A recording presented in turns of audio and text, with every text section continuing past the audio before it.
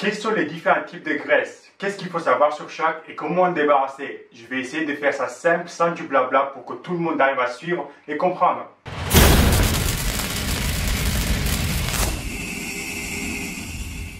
Si tu n'as toujours pas compris ou tu n'as pas bien lu le titre, on ne parle pas de la graisse alimentaire, les lipides comme l'huile d'olive, les graisses saturées, non saturées, les oméga 3, non. On parle bien des graisses qui se trouvent à l'intérieur de ton corps. Et oui, il y a différents types de graisses et certaines sont essentielles et d'autres dangereux. Déjà, il faut commencer à parler de la graisse essentielle que ton corps a besoin pour fonctionner correctement. Et en général, c'est entre 3 à 5% de ton poids du corps pour un homme et entre 10 et à 13 pour une femme. Les graisses essentielles aident à réguler la température corporelle, l'absorption des vitamines, la structure cellulaire et les hormones. On trouve ces graisses dans plusieurs parties du corps, essentiellement dans les membranes nerveuses, la moelle osseuse et les membranes protégeant les organes du corps. Vous ne pouvez pas perdre des graisses essentielles sans conséquences négatives sur votre santé. Deuxième type de graisse, c'est ce qu'on appelle la graisse blanche. La principale forme de cellules graisseuses dans le corps. C'est ce que la plupart des gens pensent quand on parle de graisse. Ces cellules graisseuses sont littéralement blanches car elles ont une faible densité de mitochondries et de vaisseaux sanguins. La graisse blanche est la plus grande réserve d'énergie dans le corps et fournit une sorte de couche pour nos organes et les muscles. Puis ces graisses produisent de la leptine et aussi une hormone qu'on appelle l'œstrogène qui régule la faim et ont aussi des récepteurs pour des hormones telles que l'hormone de croissance, le cortisol et l'insuline.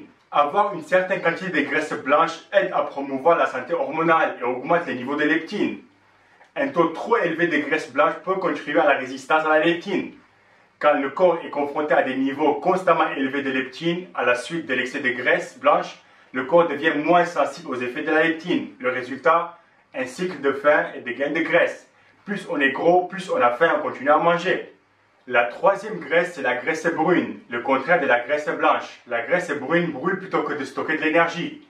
Ses capacités de combustion d'énergie et sa couleur brune sont toutes deux dues au fait qu'elle est compacte en mitochondries. Ces mitochondries brûlent les acides gras pour générer de la chaleur et aident à garder le corps en bonne température. C'est la graisse qu'il faut avoir. On ne sait toujours pas si on peut convertir la graisse blanche en tissu adipeux brun, mais il est clair qu'en augmentant l'activité de la graisse brune du corps, on peut augmenter la capacité à brûler des calories de graisse blanche. Comment faire ça exactement? Ce n'est pas encore très clair. Puis il y a ce qu'on appelle la graisse beige. La graisse beige agit comme un croisement entre la graisse blanche et brune, mais la recherche suggère que la graisse beige est son propre type de cellule unique. Heureusement, la recherche suggère également que la graisse blanche peut se transformer en graisse beige. Le processus de transformation de graisse blanche en beige est la clé pour résoudre le problème d'obésité. Transformer la graisse blanche en graisse beige vous rendra en théorie plus mince parce que vous brûlez cette graisse plus facilement et la libérez sous forme de chaleur.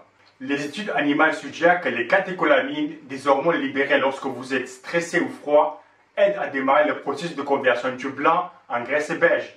On pense qu'un facteur de stress particulièrement utile dans la transformation vers le beige est l'exercice. Pendant l'exercice, les muscles sécrètent des protéines spécialisées qui peuvent aider à transformer votre graisse blanche. Après les graisses colorées, il faut aussi parler de la graisse sous-cutanée et la graisse viscérale. Environ 90% de la graisse dans notre corps, c'est la graisse sous-cutanée. Et cette graisse, on la trouve entre la peau et les muscles. Et c'est la graisse qu'on perd avec un déficit calorique. La graisse viscérale, c'est la graisse blanche qui est stockée dans la cavité abdominale autour d'un certain nombre d'organes, tels que le foie, le pancréas, le cœur et les intestins. Les chercheurs ont découvert que les graisses viscérales sécrètent une protéine appelée la rétinol 4, qui augmente la résistance à l'insuline, conduit à l'intolérance au glucose et du diabète type 2. Le stockage élevé des graisses viscérales a également été lié au cancer du sein, AVC, à la maladie d'Alzheimer et à la réduction de la capacité cognitive. Donc ceux qui me disent que tu peux être gros et en bonne santé, désolé, mais non, ce n'est pas possible. Pour avoir une idée si tu as un peu trop de graisse viscérale, déjà dans la miroir, tu peux voir si tu as un peu trop de ventre, mais tu peux aussi mesurer tour de taille et tour de hanche. Et tu divises tour de taille par tour de hanche. Si c'est plus que 1 pour les hommes ou plus de 0,85 pour les femmes, alors tu as un peu trop de graisse viscérale. Pour perdre de la graisse viscérale, tout comme la graisse subcutanée, il faut aussi être en déficit calorique. Mais il y a aussi des preuves qui montrent qu'une alimentation riche en aliments non raffinés, en protéines, en acides gras insaturés, en graines entiers et en fibres peut réduire considérablement les niveaux de graisse viscérale. Dormir 7 à 8 heures par nuit aide aussi, et une étude de 2015 a révélé que la musculation est plus efficace pour diminuer la graisse viscérale liée avec l'âge que l'entraînement en aérobie. Voilà, j'espère que vous avez appris quelque chose de nouveau dans cette vidéo, même si je sais que j'ai rien dit d'extraordinaire ou de révolutionnaire. Il faut juste savoir que manger un excès calorique pendant longtemps, vous allez sûrement accumuler de la graisse. Et en réalité, on s'en fout un peu du type de graisse, car si tu es en surpoids, tu as forcément de la mauvaise graisse. Et si tu es plutôt mince ou en forme, la probabilité d'avoir la mauvaise graisse est minime. Je ne dis pas que c'est impossible, mais c'est minime. Le conseil que je peux vous donner si vous avez un peu trop de graisse, c'est toujours pareil. Mangez moins, améliorez au maximum la qualité de ce que vous mangez, diminuez le stress dans votre vie et dormez 7 à 8 heures par nuit. Et bien sûr, musculation avec un peu de cardio. Merci et à la prochaine vidéo.